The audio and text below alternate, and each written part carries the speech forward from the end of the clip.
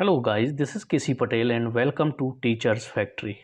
Teachers factory के YouTube channel में आप सभी का स्वागत है। अगर आप लोग चैनल पर नए हैं और शिक्षक भर्ती की तैयारी करते हैं तो शिक्षक भर्ती से रिलेटेड महत्वपूर्ण अपडेट और इन्फॉर्मेशन के लिए चैनल को सब्सक्राइब कर लें एंड बेल आइकन को प्रेस कर दें ताकि शिक्षक भर्ती से रिलेटेड आने वाले अपडेट और इन्फॉर्मेशन आप लोगों को नोटिफिकेशन के माध्यम से टाइम टू टाइम मिलते रहे। अब हम बात करने वाले हैं उत्तर प्रदेश की 69,000 शिक्षक भर्ती जो हुई थी, उसमें बीएड अभ्यर्थी भी शामिल थे। अब जब से सुप्रीम कोर्ट का फैसला आया है कि बीएड वाले प्राथमिक शिक्षक में एलिजिबल नहीं हैं, तब से उनको भी विदाई के बार बार संकेत मिल रहे हैं, तो जिससे सभी शिक्षक परेशान हैं और 2 साल से ज़्यादा हो चुका है उन लोगों को और वो लोग ब्रिज कोर्स भी अभी तक नहीं कर पाए हैं, यानी कि गवर्नमेंट ने उनको ब्रिज कोर्स भी नहीं करवाया है और ब्रिज कोर्स कराने के सहमति में भी सरकार नहीं दिख रही है। ठीक है, क्योंकि जो एनसीटी की गाइडलाइन थी उसमें यही था कि आप बीएड वाले एलिजिबल हैं, लेकिन अगर आपका सिलेक्शन हो जाता है तो आपको 6 महीने का ब्रिज कोर्स करना होगा 2 साल के अंदर। लेकिन यूपी में 2 साल से ज़्यादा हो चुके हैं अब और उनका ब्रिज कोर्स कंप्लीट नहीं करवाया गया है, जिसका ये जितने भी शिक्षक थे बीएड वाले, इन्होंने हाई कोर्ट में याचिका भी लगाई थी कि सरकार हमें ब्रिज कोर्स नहीं करा रही, अभी तक हमारे 2 साल लगभग पूरे हो चुके हैं। तो पूरा मामला क्या है, पूरी जानकारी के लिए जितने भी यूपी के शिक्षक हैं या फिर आने वाले समय में शिक्षक भर्ती की तैयारी करते हैं, जो बीएड धारी हैं, वो सभी लोग यहाँ पर अच्छे से जानकारी को समझें और जो डीएड वाले बीटीसी वाले हैं वो लोग भी इसको ध्यान से सुने कि अगर बीएड वाले बाहर होते हैं तो फिर क्या होगा इस भर्ती का, क्या नहीं होगा। तो चलिए पूरी जानकारी देख लेते हैं। 21 सितंबर का है ये आपका प्राथमिक विद्यालय की शिक्षक भर्ती से बीएड को अमान्य किए जाने के सुप्रीम कोर्ट के फैसले के बाद से बीएड डिग्रीधारियों की मुसीबत कम होने का नाम नहीं ले रही है। उसका रीज़न क्या है? परिषदीय स्कूलों में 69,000 सहायक अध्यापक भर्ती के तहत चयनित बीएड डिग्रीधारियों को बाहर करने की मांग को लेकर पिछले दिनों शिक्षा मित्रों ने सर्वोच्च न्यायालय में याचिका की थी। तो वहीं इस भर्ती में मामूली अंकों से बाहर हो गए डीएलएड यानी कि बीटीसी अभ्यर्थी ने चयनित बीएड डिग्रीधारी शिक्षकों को 6 महीने के अनिवार्य ब्रिज कोर्स न करवाने को लेकर इलाहाबाद हाई कोर्ट में याचिका कर दी है। ठीक है, मतलब कि इनको अभी तक जो ब्रिज कोर्स है वो नहीं कराया गया है। एक अभ्यर्थी की ओर से दायर याचिका में तर्क दिया गया है कि राष्ट्रीय अध्यापक शिक्षा परिषद की 28 जून 2018 की अधिसूचना में कक्षा 1 से 5 तक के लिए चयनित बीएड डिग्रीधारियों को 2 साल के अंदर 6 महीने का ब्रिज कोर्स अनिवार्य प्रशिक्षण कराने का प्रावधान दिया गया था। 69,000 शिक्षक भर्ती के तहत पहले बैच में 31,277 और दूसरे बैच में 36,510 शिक्षकों को क्रमशः अक्टूबर और दिसंबर 2020 में नियुक्ति दी गई थी। नियुक्ति अक्टूबर और दिसंबर 2020 की है, लेकिन 2 साल का समय बीतने के बावजूद अनिवार्य ब्रिज कोर्स नहीं कराया जा सका है। साथ ही सरकार ने ब्रिज कोर्स कराए जाने के लिए हाथ खड़े कर दिए हैं।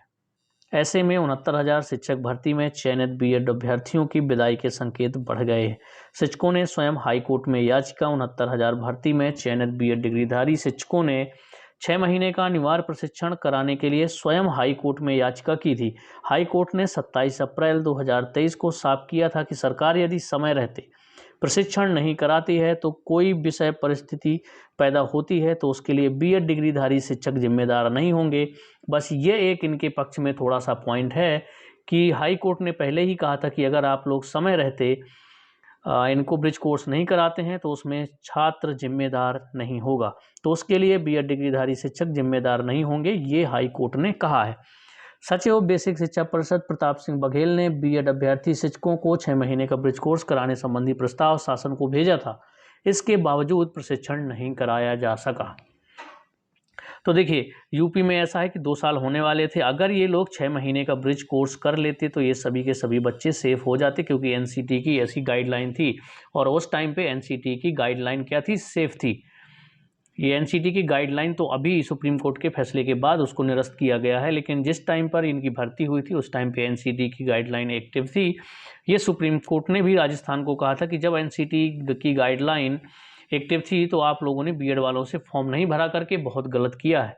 ये सुप्रीम कोर्ट के जजमेंट में भी दिया हुआ है। उनका मतलब ये है कि जब एनसीटी की गाइडलाइन एक्टिव थी तब तो बीएड वाले एलिजिबल थे तो फॉर्म भी अप्लाई कर सकते थे, लेकिन यूपी में जो बच्चे हैं सबसे बड़ी प्रॉब्लम है इनकी ब्रिज कोर्स की कि गवर्नमेंट ने अभी तक इनको ब्रिज कोर्स नहीं करवाया है।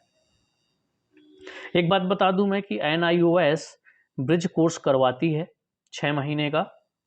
2019 से आई थिंक चालू है, 2019 का रिजल्ट भी आ चुका है, कई 1-2 मार्कशीटें भी मैंने देखी हैं ब्रिज कोर्स की।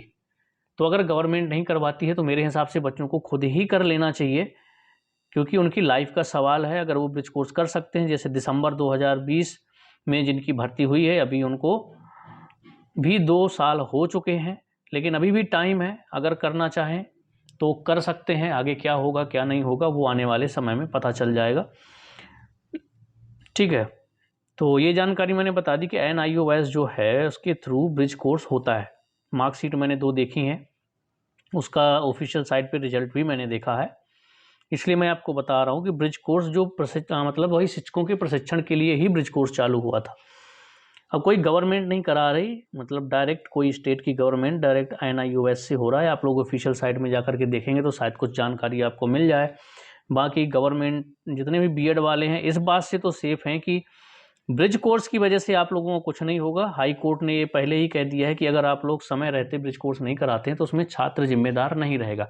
बस बात ये है कि क्या 2018 की जो NCT की गाइडलाइन है वो निरस्त हुई है, तो 2018 से लेकर के अब तक के जितने भी बीएड वाले भर्ती किए गए हैं, ज्वाइनिंग किए गए हैं, क्या उन सबको बाहर किया जाएगा। क्लैरिफिकेशन की याचिका भी आप लोगों की सुप्रीम कोर्ट में लग चुकी है कि क्लैरिफिकेशन किया जाए, क्लैरिफिकेशन दिया जाए कि कब तक के बच्चों को बीएड वालों को ना लिया जाए, या जब से आदेश आया है तब से इसको लागू किया जाए। इसके पहले जिनकी मतलब भर्ती हो चुकी है, एग्ज़ाम हो चुके हैं, जिन्होंने NCT गाइडलाइन के थ्रू पेपर दे दिया है या चयन प्रक्रिया पूरी हो गई है, उन सबको रखा जाए। आगे आने वाले समय से इस रूल को फॉलो किया जाए जो सुप्रीम कोर्ट ने कहा है कि बीएड प्राथमिक शिक्षक के लिए एलिजिबल नहीं है। और NCT ने भी ये बात मानी है और इन्होंने हर स्टेट और यूनियन टेरिटरी को लेटर भी भेज दिया है कि जो सुप्रीम कोर्ट का फैसला आया है उससे हम सहमत हैं और ये तुरंत लागू किया जाए।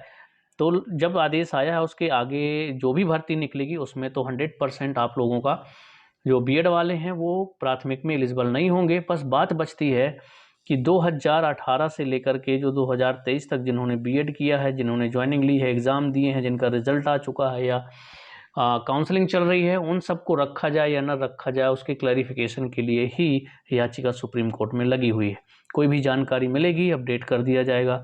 डाउट होगा कमेंट्स में छोड़िएगा। मिलते हैं नेक्स्ट वीडियो में।